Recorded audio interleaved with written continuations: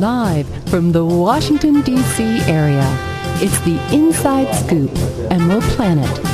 All the ecology news that our viewers want to know. Now, here's your host, Executive Director of the Emerald Planet, Dr. Sam Lee Hancock. Hello and welcome to the Emerald Planet as we come to you from Washington, D.C. in the United States as we look around the globe in 144 different nations, looking for those 1,000 best practices, the technologies, the services, and the products that are making a difference as we move through the 21st century. And as we add 2 billion new people to the planet, how we're going to be able to engage and provide the infrastructure that is needed for all these individuals.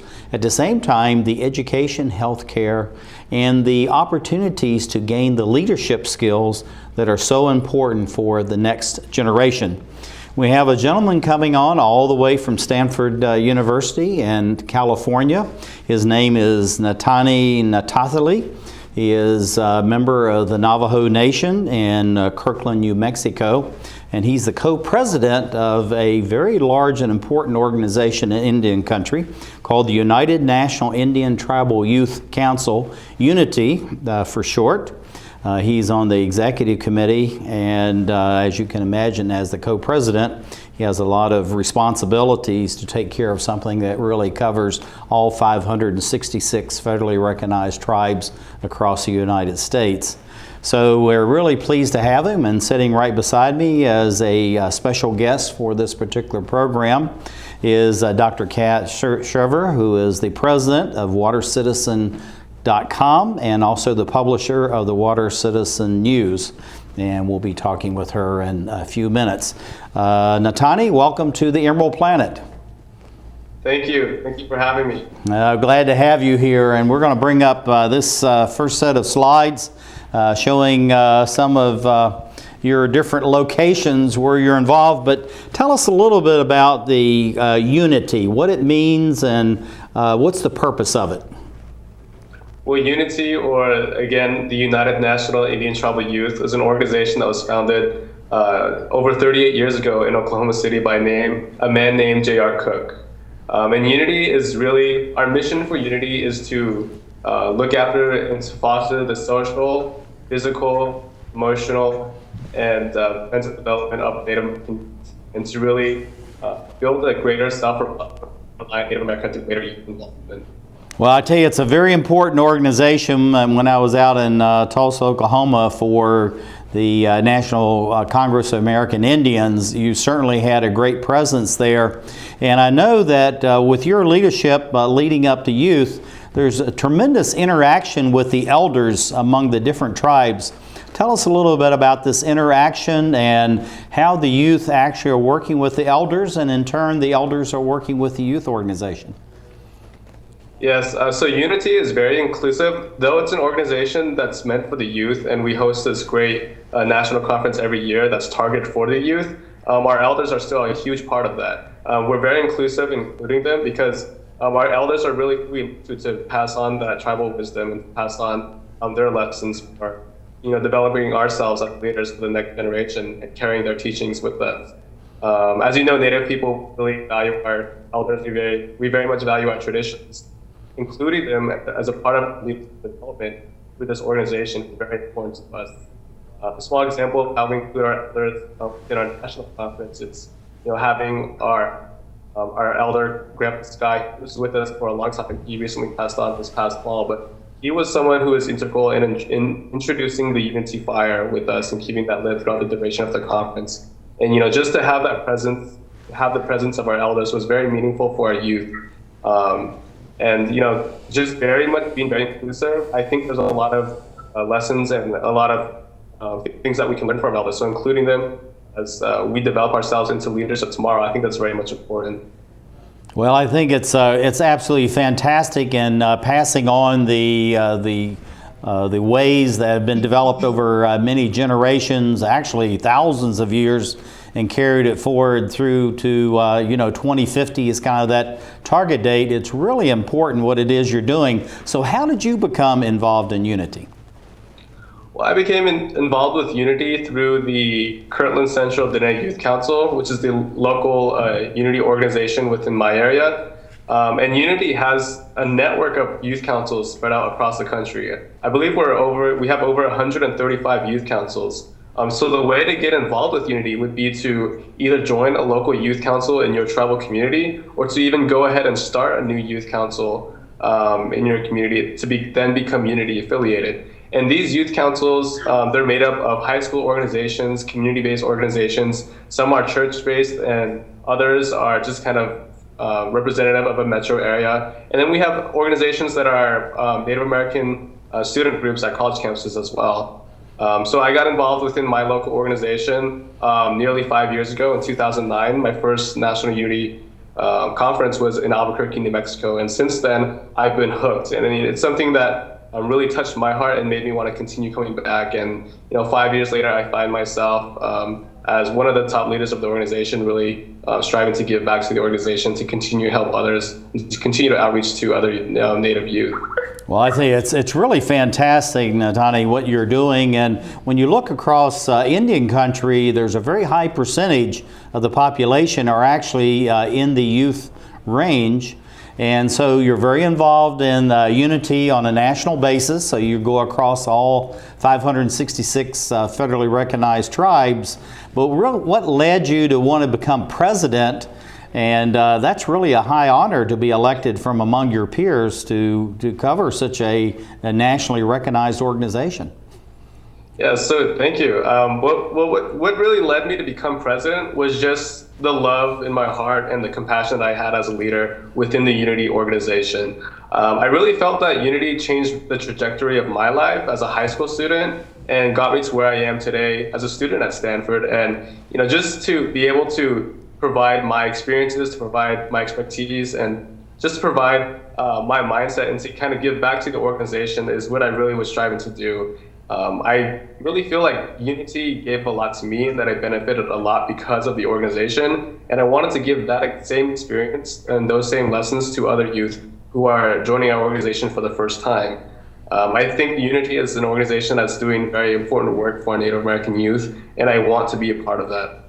Well, and that's something that once it's in you, I guess it'll never go away, and that's something that's really important. So as you become one of the elders in the future, then there'll be a lot of experiences, Nataanii, that you'll be able to share. I'm going to have Dr. Kat, as we call her here in Washington, D.C., go ahead and ask the next question.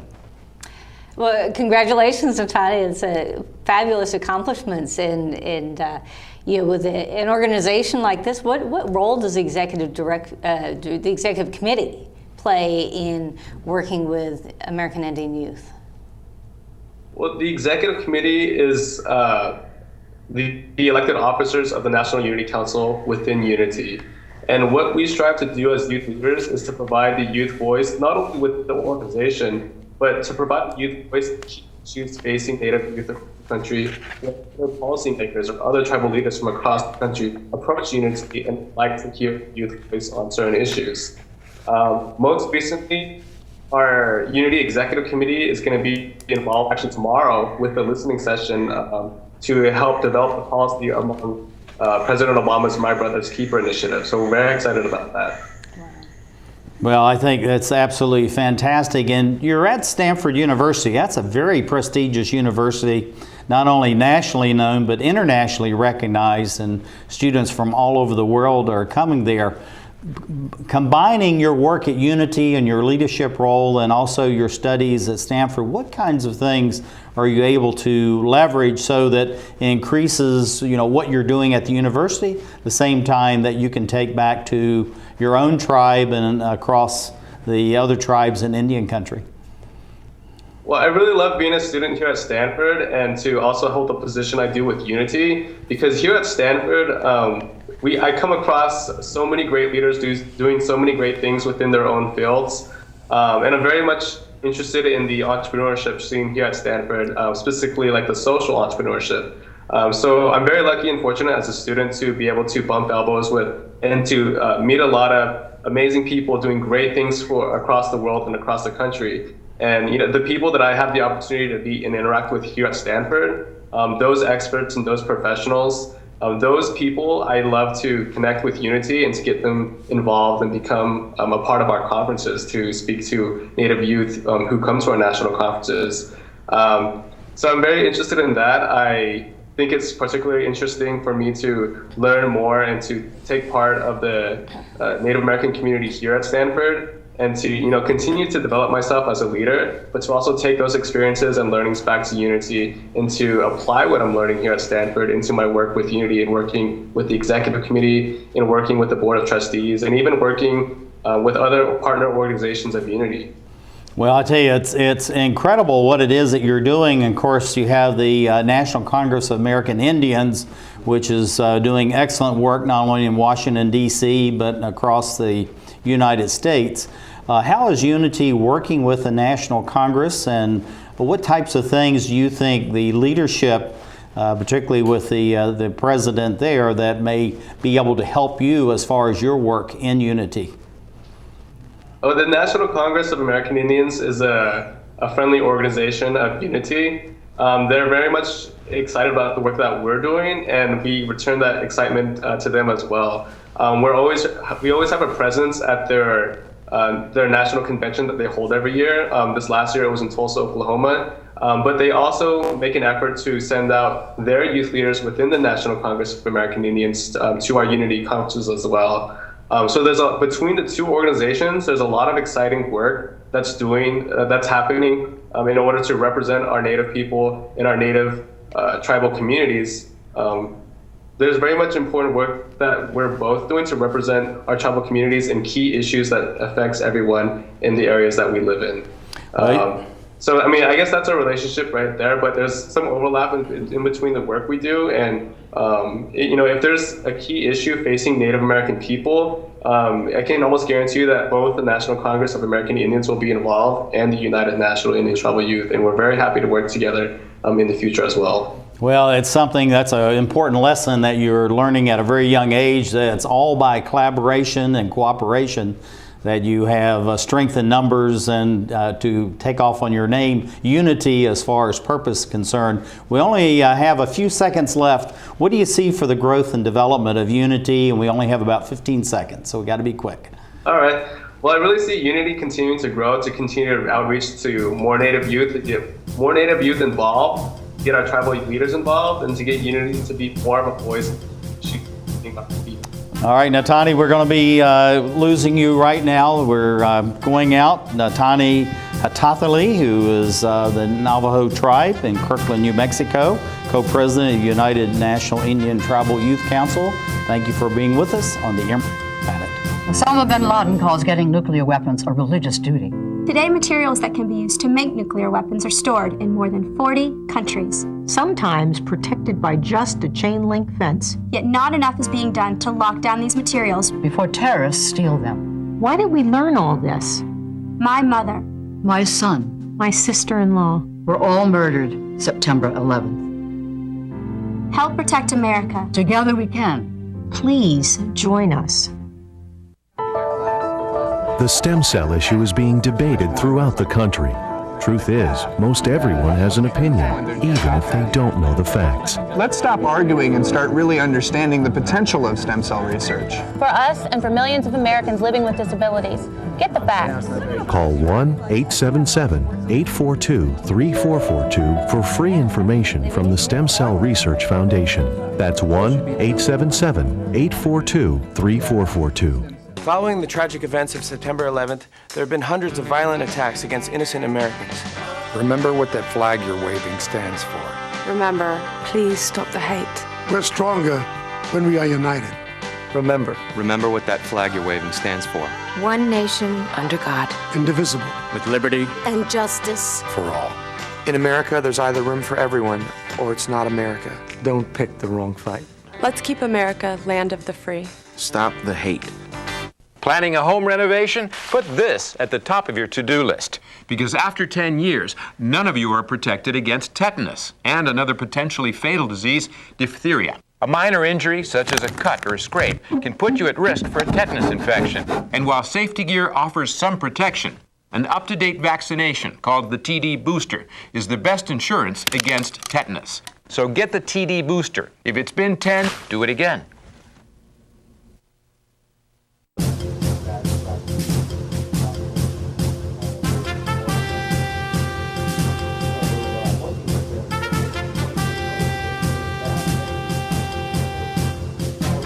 We're back to the Inside Scoop Emerald Planet. Here again, your host, Dr. Sam. Hello, welcome to the Emerald Planet as we come to you looking for those 1,000 best practices, the technologies, the services, and the products that we're finding in 144 different nations around the globe. The technologies, the services, and the products that are making a difference in the lives of a planet which will soon have 9 billion souls. And of course, chief among all those various needs, of course, is water and sanitation, WASH, which includes hygiene. And I have someone sitting right beside me who's actually been involved in this for a number of years. We'll leave it at that. This is Dr. Kat Shrier, who is the president of what's called WaterCitizen.com. So it's one of those virtual organizations that is global in nature. And also something that's very exciting, she's a publisher of what's called Water Citizen News. So Kat, welcome to the Emerald Planet. Thank you, Sam, so much for having me. Glad to have you with us. Tell us a little bit about this Water Citizen News. I know this is something that's very exciting, and I get all your publications, and thank you for sending it. Thank you. Well, yeah, we appreciate the readership that we've gotten, and you know, Water Citizen really came out of my 20-some years of water resources planning, of really bringing together various aspects of the water community with the cities and the farmers and the environmental groups and the international folks and the local folks.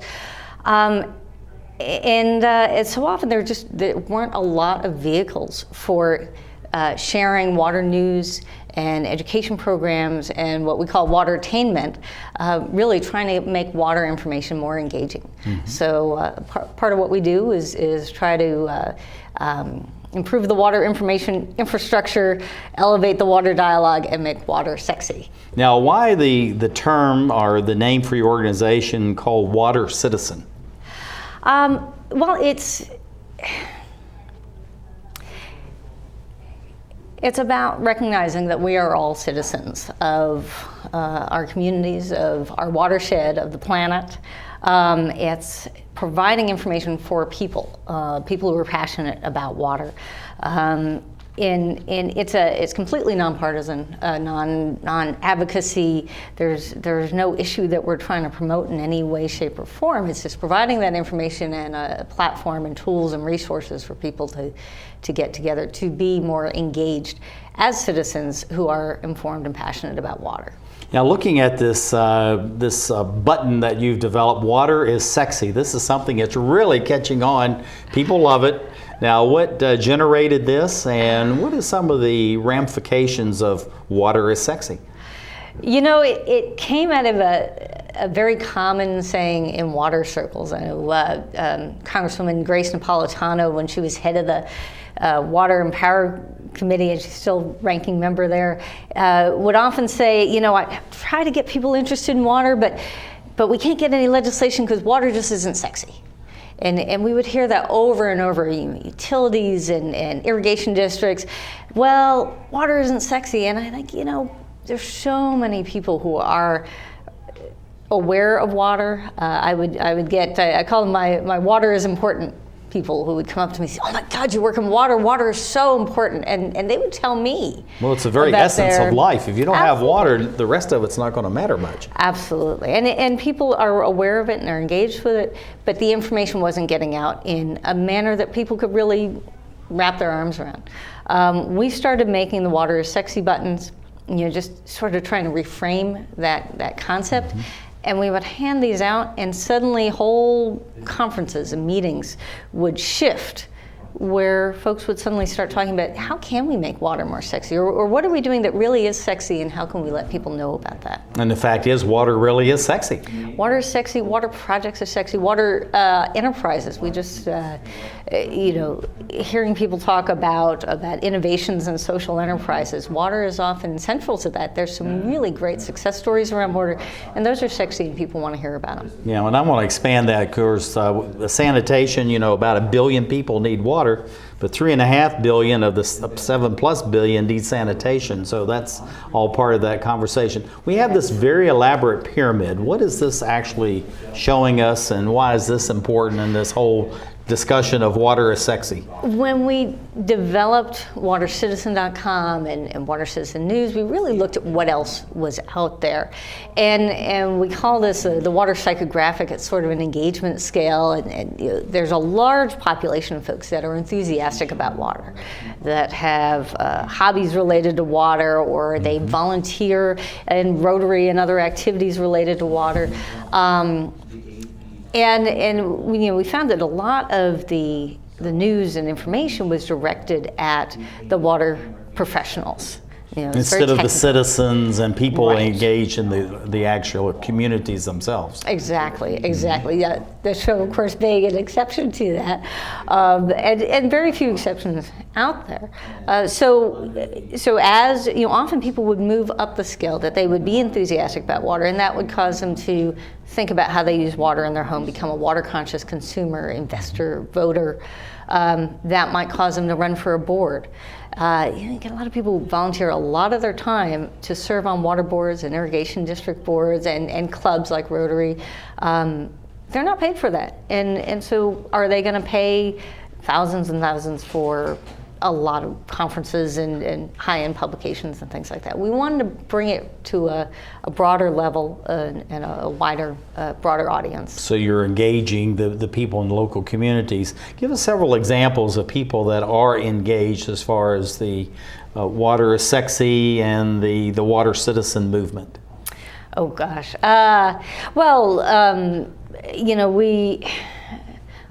We try to capture what's going on in the water community. We have a lot of profiles and stories about things like what's going on in the agricultural community. One of our very first stories was called Smart Farmers Use Smartphones for Smart Water.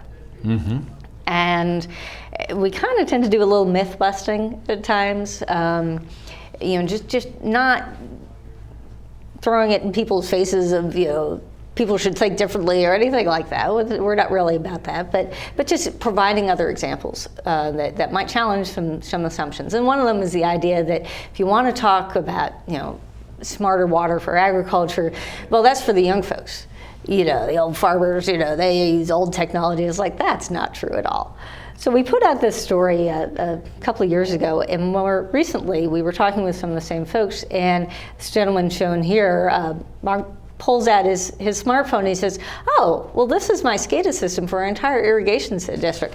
I can run it on my smartphone right here.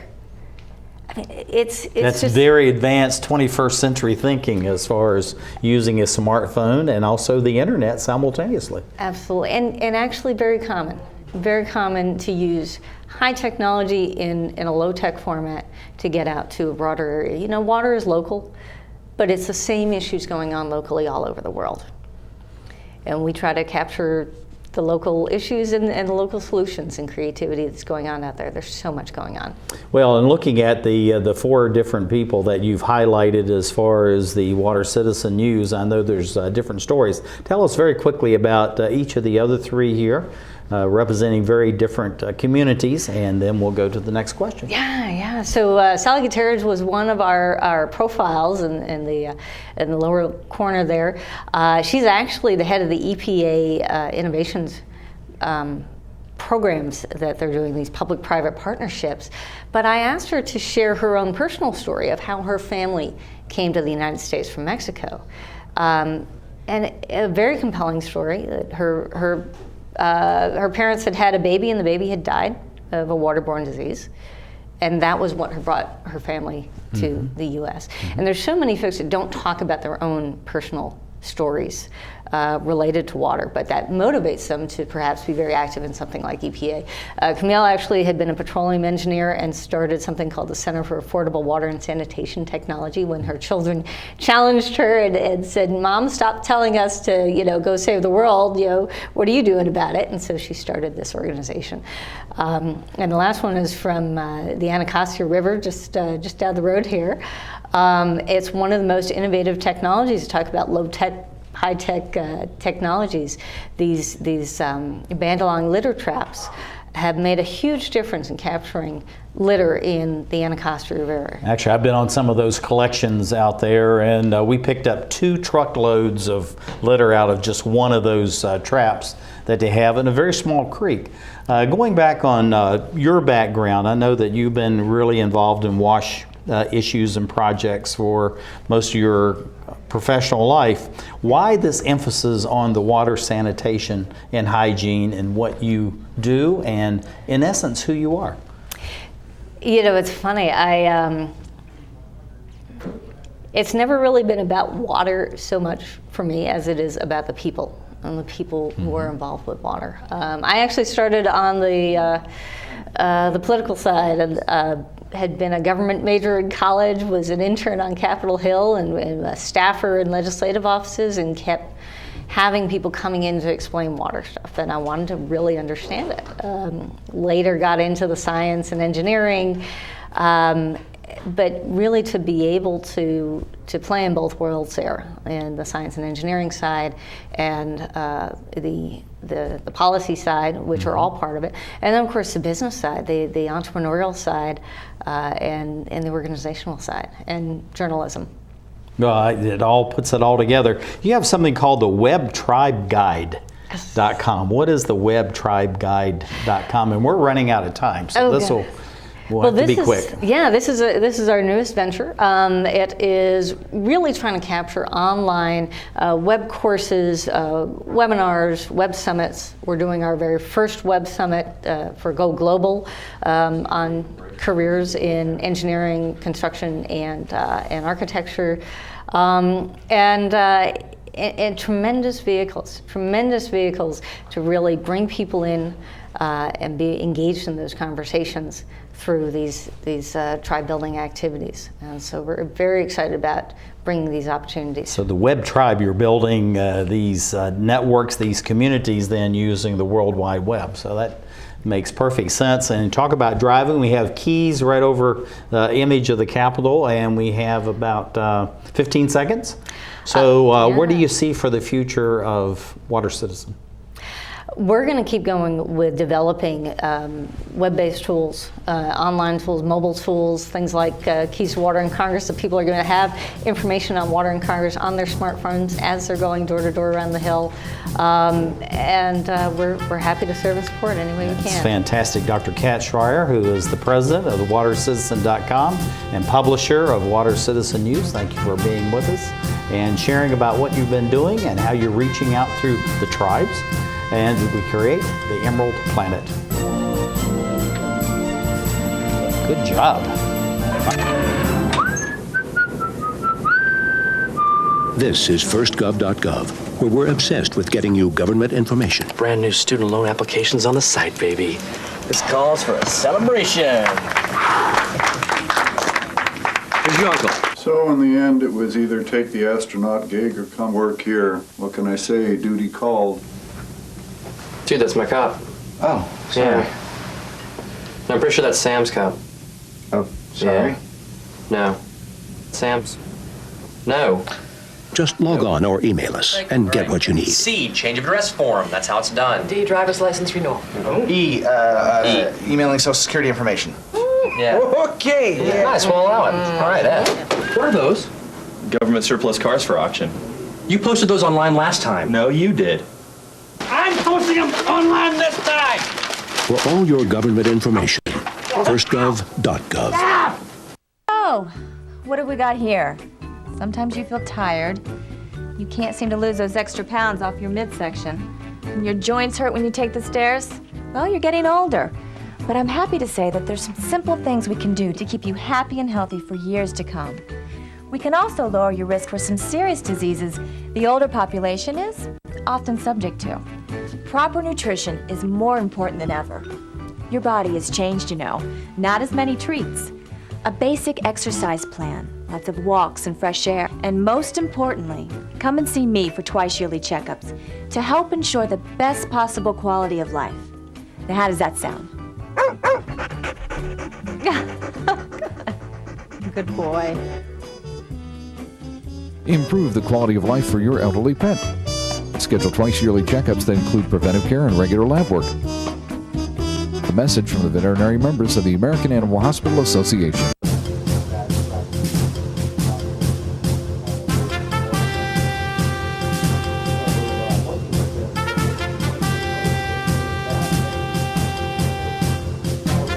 We're back to the Inside Scoop Emerald Planet. Here again, your host, Dr. Sam. Hello and welcome to the Emerald Planet as we come to you from Washington, D.C. and the United States as we're looking at a globe that will go to 9 billion souls by 2050. How we're going to be able to provide the basic infrastructure, the water, the food, the fuel, the fiber, all the things that are going to be needed by 2 billion you folks that will be joining us over the next couple of decades.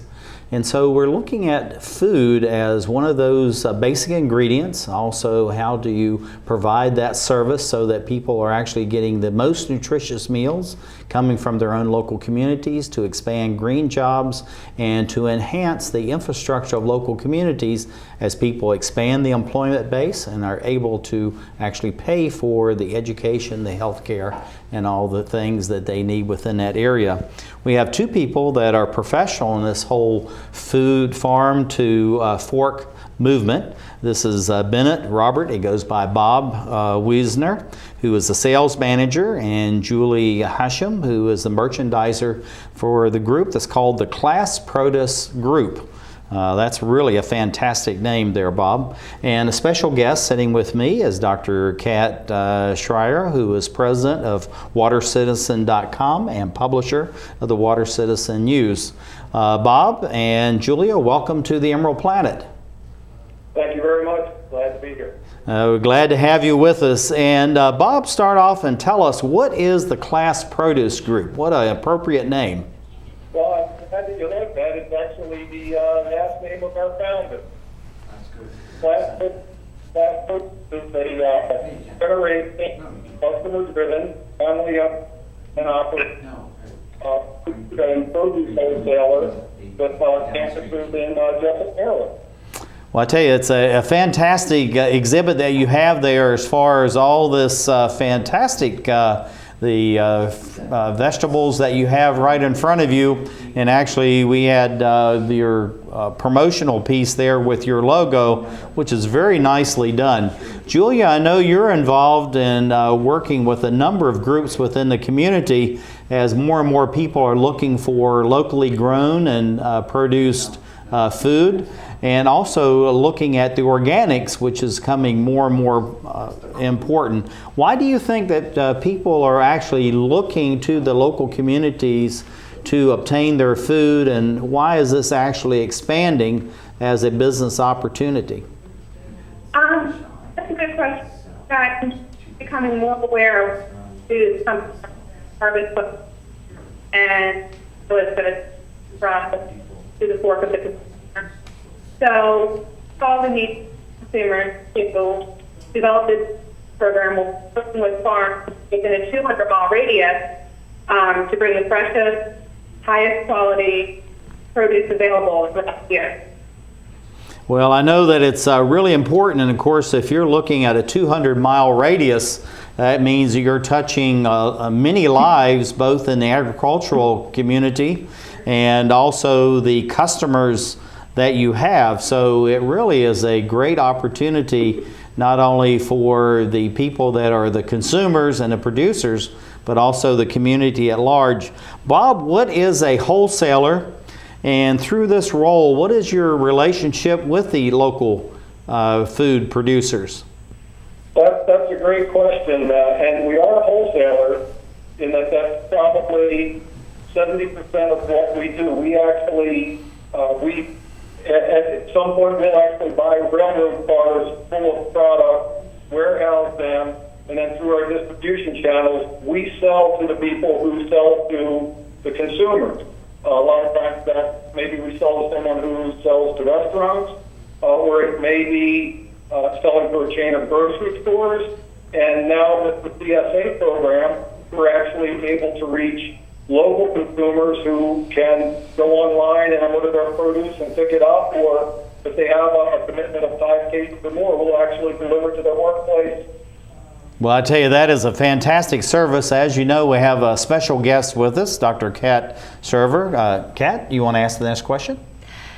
Yeah, Julia, there's these CSAs, these community-supported agriculture agreements. What can you tell us about those? What are they? What are the benefits for farmers, for consumers, for local communities? Right. The traditional CSA agreement is for just regular consumers with local farms, and they're paying an upfront fee to the farmer to get local produce when it's available, which is not generally year-round, but as the growing season permits. And our program is a little bit different in that we offer it 52 weeks out of the year, and there is not a financial commitment up front, so that we're still helping the farms throughout the year, and there isn't a commitment to do a upfront fee. Well, Bob, looking at the Class Produce group, you have some of the most advanced technology and facilities really in the United States and possibly even the world. It's very impressive, the infrastructure that you've developed. What kind of special skills and technologies are you using to manage such a expansive outreach, 200-mile radius? That's quite a large area to be working when you're really working with local producers of the food itself. Oh, that's a great question, and it's going to be a fairly complex answer. The 200 miles for the CSA program is driven by the produce that's available and the relative growing season. As far as the technology, boy, there are some modern things that help us tremendously that are computerized, everything from our routing to our CFC division, which is actually our transportation group, is the logistics of tracking things by the SKU numbers to make sure the precious produce is used first and staged and distributed properly. The 200 miles in an operation our size is actually the local footprint contingent upon, as I said, growing season and freshness, and then we reach out beyond that network with distribution channels and supply chain network literally across North America. Kat, why don't you ask the next question if you don't mind?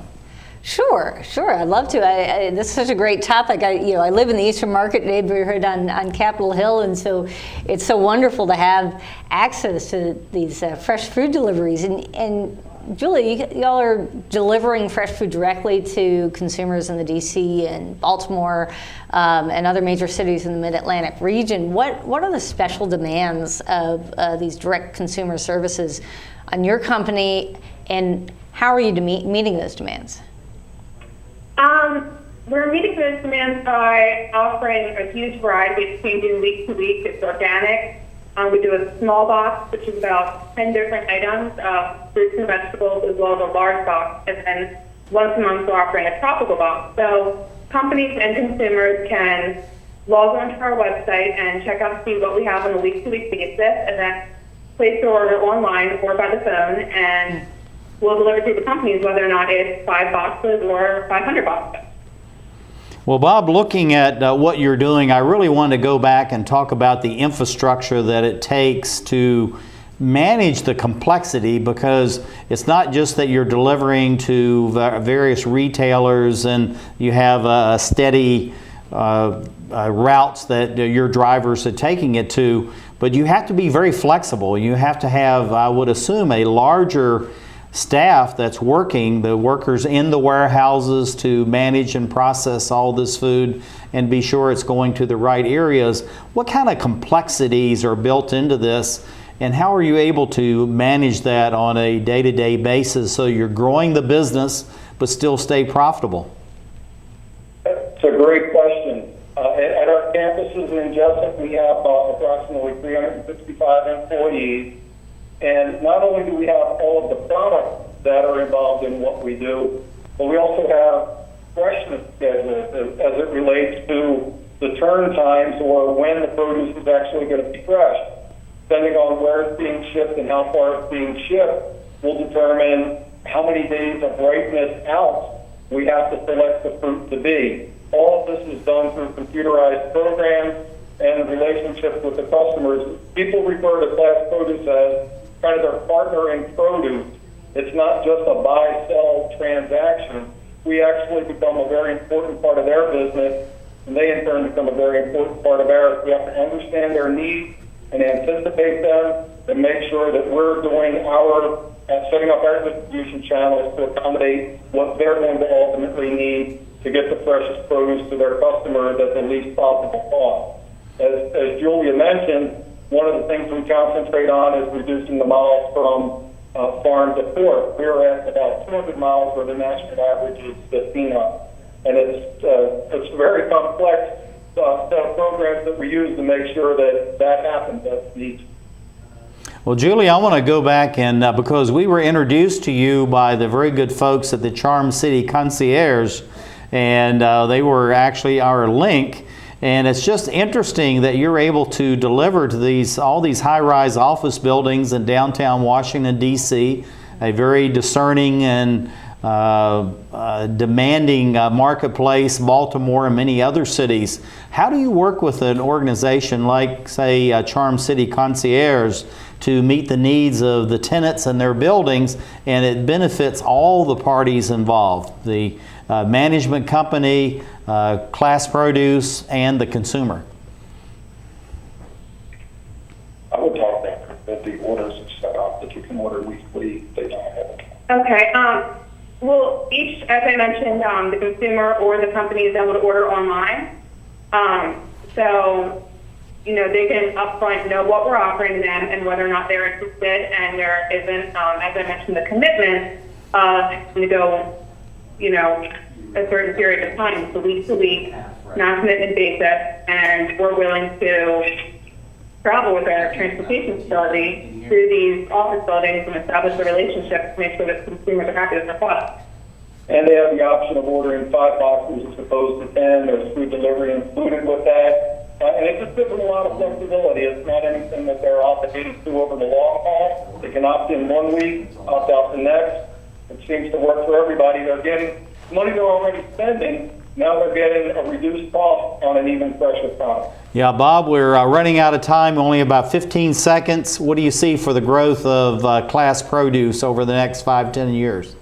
It should be phenomenal. I'm not at liberty to talk about some of the things that are going on with some of the major distributors, but because of our position in the industry and our heritage, we're kind of the leader, and they come to us, and there are some phenomenal things coming. Well, thank you for being with us. This is Bob Wiesner, who is the sales manager, Julia Hashem, merchandiser for the Class Produce Group, and Dr. Kat Shrier, who is sitting right beside me. And thank you for being with us as we look at how we're going to be planning for these next 2 billion people coming on the planet as we create the Emerald Planet.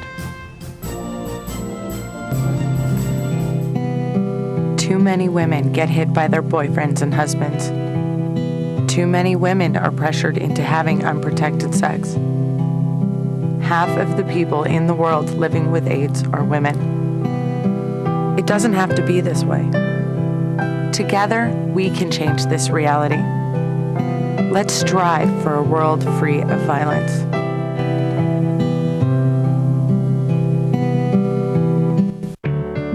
At Volunteers of America, we don't just give kids a way to stay off the streets. We give them the tools they need to reach their full potential. We don't just help the elderly receive needed care. We help them live life to the fullest. We don't just provide food for homeless individuals and families. We provide job training and placement so they can buy groceries. Volunteers of America is a national organization that for over 100 years has provided programs and services that allow people to overcome their challenges to become vital members of their community. At Volunteers of America, we don't just help people, we help people help themselves. Find out how you can support the programs that are working in your community. Contact Volunteers of America today. Call 1-800-899-0089. Drivers face all kinds of distractions. Guys, stop playing. No. 127 consecutive. Before your wireless phone becomes one of them, stop. Drive safely. Keep your phone in easy reach and dial sensibly. In bad weather or traffic, call later and use a hands-free device. Remember, with wireless, safety is your call.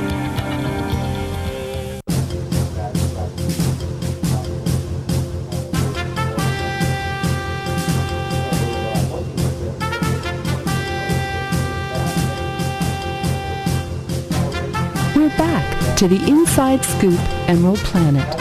Here again, your host, Dr. Sam. Hello, I'm Dr. Sam Hancock, the President and Executive Director of Emerald Planet and also the Director and host for Emerald Planet TV. Come to you each week from Washington, D.C. in the United States as we look around the globe in 144 different nations, looking for those 1,000 best practices, the technologies, the services, and the products that are making a difference as we move through the 21st century. And as we go to a planet with 9 billion people that's going through the throes of very serious climate change, where many countries are becoming much drier and hotter, other areas are being actually almost washed away because of heavy downpours, the notion of being able to control stormwater runoff and also to harvest the water in many communities is becoming a necessity, not something that we would just like to do. And so we have someone who's a real expert and is working in this area. Her name is Kelly Connoley-Phillips, and she has a system which is called LiveRoof, and we're going to learn a whole lot about that. And also she's working with Riverbend Nursery out in Southwest Virginia near Blacksburg, which is where Virginia Tech is located. And I have right beside me a special guest, Dr. Kat Shrier, who is the president of WaterCitizen.com and publisher Water Citizen News. You can understand why Kat's here with all this water in her background. And we have this very beautiful photograph of one of these LiveRoof projects. And Kelly, I understand you're coming in by telephone. That is correct. Good evening. Well, good evening. Glad to have you. And we have your photograph here. But thank you for joining the Emerald Planet TV and coming in. Tell us a little bit about your work as marketing manager for LiveRoof and also Riverbend Nursery. Well, actually, my work is as the marketing manager for Riverbend Nursery for the LiveRoof division. We've been a grower for LiveRoof since 2006. And basically, we service the Virginia, Maryland, D.C. areas, also North Carolina, a few counties in South Carolina, and some of the counties in West Virginia as well. Well, that's a very large geographical territory to be serving, and many people are just becoming aware of what a green roof is and the importance of that, not only from as far as cleaning up the air and stopping this horrendous amount of water that's coming off the roofs and then eroding the streams and the rivers and going in even out into the ocean. But what is a green roof? And what is some of the importance of that? Well, a green roof is any time that you're putting soil substrate and plants on top of a roof surface. And green roofs and LiveRoof in particular are important and beneficial in today's climate because the stormwater capabilities are so amazing. And you know, in really urban areas where you have like the open storm sewer, having the capability to retain so much stormwater is such a huge benefit.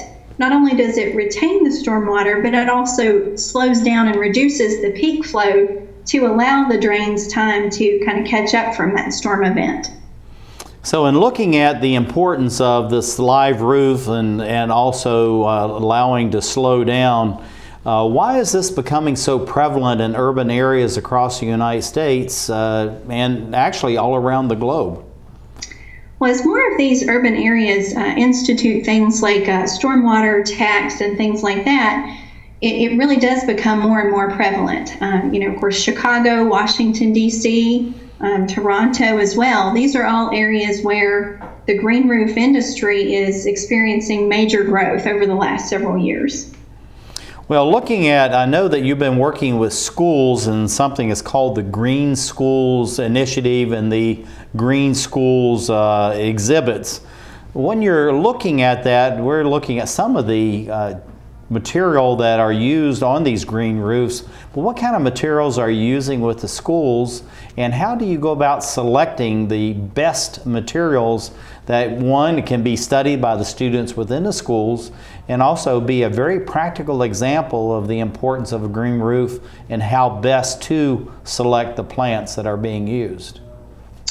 Typically on these types of roofs, we're using sedum species. And what makes these plants really unique is they have a special type of metabolism that allows their pores to be open at night instead of during the day. So this allows the plants to actually absorb moisture from that cooler night air and makes them especially suited to, more of the arid rooftop environment. Now, with each project that we work on, that's the benefit of, working from a plant nursery. We have horticultural expertise that we apply to each and every project to determine the very best possible mix for the conditions, the climate, the region, everything. Well, as you know, we have Dr. Kat, as we call her, sitting right beside me, and she really is a water expert and also in sanitation and hygiene. So why don't you ask the next question? Kelly, so glad to see this on the program because it's such a hot issue right now. There's so many federal agencies and other public entities that are developing green roofs, but ultimately in the private sector, it's the builders and the owners of the buildings that are putting the bill. And what are the benefits that they would gain from having a green roof on their building? That's a great question, and there's so many benefits. One of the primary ones that I consider important is the extension of the roof life. So the materials that are going onto the roof to begin with to maintain a waterproof integrity, you get a 200% plus extension of your roof life on those. So not only do you get to skip replacement cycles of your roof, but that's also additional materials that we're keeping out of the landfills. Additionally, there's heating and cooling benefits. Historically, the data says 25 to 30%. Now, obviously, that is reduced if a building is over 1 story high. But there's also things like the aesthetic benefits. Environmentally conscious companies and entities are definitely showcasing their commitment to the environment with a green roof. Well, in looking at this notion of what's called an urban heat island, we know this is something that's becoming more and more prevalent as the world now is going to almost 80% urbanization over the next 15, 20 years. And so how does this LiveRoof address this phenomena of this urban heat island specifically, and then green roofs generally? Well, of course, with the urban heat island effect, that's basically an urban area that just gets increasingly warmer than its rural surrounding areas just because of human activity. And of course, that includes things like construction and concrete and all of those surfaces that are continually heating up. So a green roof helps in this situation by cooling and slowing the air. We actually have infrared photos that show the difference between a green roof versus a standard roofing system, and the temperature degree difference can be up to 40 degrees on a hot day. So if you're looking at the fact that your heating and cooling equipment typically is up on the roof, those things can perform much more efficiently if the ambient temperature of the air is 40 degrees less. Oh, that's incredible knowledge, and thank you for sharing that with us. Kat, why don't you ask the next question? These green roofs have become so popular with the people who live and work in buildings that have green roofs and are so excited about being able to show off their green roofs. What are the opportunities to grow vegetables or other edibles on a green roof garden? Well, certainly that's a really unique application as well. And we could do edibles, including, herbs and vegetables, as long as the soil profile makes sense. So that's typically at least 6 to 8 inches of soil. And the benefits of that, of course, it really allows a very close growing environment. You don't have to travel to a farm or something like that, but it gives so many people in a city the opportunity to experience growing their own food or growing their own herbs. A lot of folks even think about using this in like a restaurant environment. So the chef could go up to the roof and harvest like some fresh basil or rosemary and instantly use that to prepare a dish. Well, looking at this photograph we have right now, these super rise buildings are coming. Some of the most rapidly expanding gardens are 50, 60, 70, 80 stories into the air. And so you talked about actually slowing down the air across the plants that you have. Talk a little bit about the selection of the soil that goes on, because I know at the same time that you're allowing for the growing of the plants and to absorbing the water, at the same time you're really cleansing the water and the air through trapping a lot of the heavy metals and other things in the soil. So what kind of special soil do you have to use? And how does all these, the runoff and the pollutants out of the air affect the soil quality? Well, the soil is primarily 95% inorganic. It's an expanded shale blend. We do use a proprietary mix for all of the LiveRoof projects, but it's all based on the German FLL standards. And of course, Europe and Germany in particular has done green roofs for hundreds of years. So we're kind of just catching up to their technology at this point. But the soil is buffered to reduce the effects of acid rain and things like that. And it is also designed and formulated to be very sustainable. Really, as far as maintenance of the soil goes, what we ask for is each year in the spring, a soil test is done just to make sure that the nutrients and pH are in an acceptable range. And it's really a very simple test. Now, is this something that you're running with the cooperative extension offices? This is something that you're doing as a company, or is it a combination of the two, cooperating with the land-grant universities and with your own company? Well, Penn State definitely is a lab that we're familiar with, as in A&L Labs, which has a couple of locations, but primarily the Richmond one for the area that we serve. And they just have a really unique understanding of what our soil formulation is currently, and they can provide the best answers as far as what is needed as possible amendments. Well, Kelly, thank you. We're actually just ran out of time. We have only about 3 seconds left, but thank you for being with us and talking about LiveRoof and also the Riverbend Nursery out in Southwest Virginia near Virginia Tech. And this is Kelly Connoley-Phillips. She is the marketing manager of Riverbend Nursery, and she's works with the LiveRoof project.